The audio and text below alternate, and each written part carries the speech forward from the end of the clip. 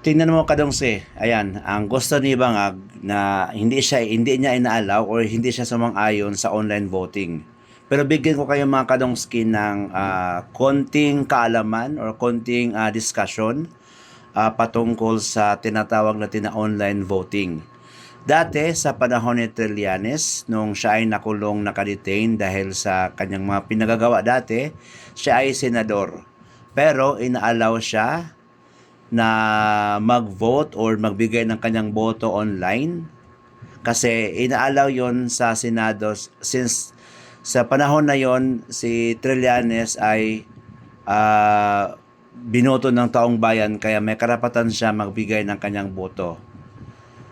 So yun, inamyenda dati yung ganong klaseng batas para mabigyan po ng rights ang mga senador or any politicians na nakulong na hindi pa confirm or hindi pa guilty. So pangalawa mga kadongski, nangyari din yan kay De Lima nung nakulong siya, na-detain siya, pero inaalaw siya ng Senado na magbigay ng kanyang votes online sa kadahilanan na karapatan niya since binoto siya ng taong bayan. So lately mga kadongski, sa Kongreso naman, sa Congress, ilang beses na yan nagkaroon ng impeach Sara or Sara for impeachment. So nagkaroon ng 200 plus votes na nag-yes Sara for impeachment. Pero halos kadamihan mga kadongski na mga congressman ay wala doon sa Kongreso. Saan ba itong mga congressman na to na nag-vote yes for impeachment? Online voting lang. Nasa kanya-kanya silang constituent or nasa kanya-kanya silang lugar kung saan sila nakatira.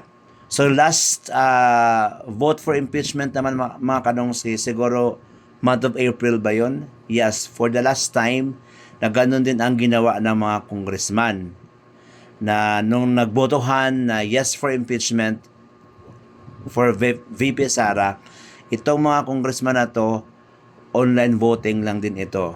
So ngayon ang tanong mga kadongski, bakit ngayon ang ginagawa ng mga since nasa majority na ang paghawak, ang humawak ng Senate or Senado, yung mga majority mga kadongsi sa konting kaalaman nyo ay ito po ay mga Duterte Black. So ngayon, ang ginagawa ng mga minority, nag-iingay sila. Yung mga minority, ito po yung mga kahanay ng mga Marcos administration.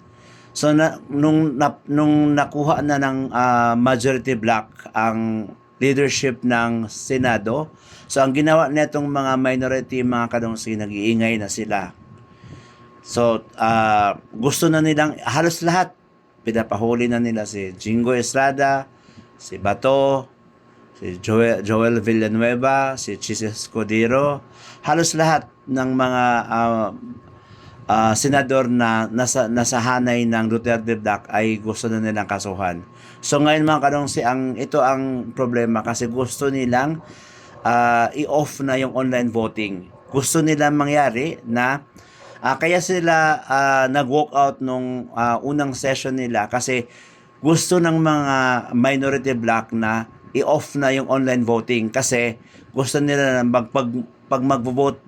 magbotohan na kailangan present yung tao o yung politician sa mismong plenary or kung saan man ang sa Senado. Yun yung gusto nila mangyari. Pero inobject ito ni Marcoleta or ni Cayetano kasi dati sa wala pa sa majority black ang leadership ng Senate, inaalaw nila ito. Pwedeng mag-vote online yung mga politiko na naka-retain. Pero ang tanong mga kadongse, ngayon bakit na hindi nila inaalaw? Bakit gusto na nilang i-off? Bakit gusto na nilang i-object? Na kailangan na daw, kailangan na daw na yung mga senado or politiko, kung gusto nila mag-vote, kailangan na sa session hall na or sa senado na. So kaya nga, ang gusto ng mangyari nila, ano na nila, papahuli na, kinakasuhan na lahat ng mga majority black para makuha nila ulit ang leadership ng Senado. Kaya nagtaka ako makanong bakit ganun na lang sila kagalit, bakit ganun sila ka-eager na makuha ulit ang Senado. May ano ba? May mga tinatakpan ba ito? May mga kinakatakutan ba ito? So, yun lang mga kanongsi. Tapos, ang nangyari pa, dahil kagustuhan nila na makuha ulit ang mayorya ng Senado, leadership ng Senado, nag-iingay sila. Tapos, nung hindi nila nakuha yung gusto nila, nag-walk out. So, ganun lang kasimple mga kanongsi. Pag ang online voting, pag pabor sa hanay ng mga minority black, okay. Pero pag ang online voting, pag nasa hanay na ng mga majority black, di na pwede. So, ganun lang kasimple mga kanongsi.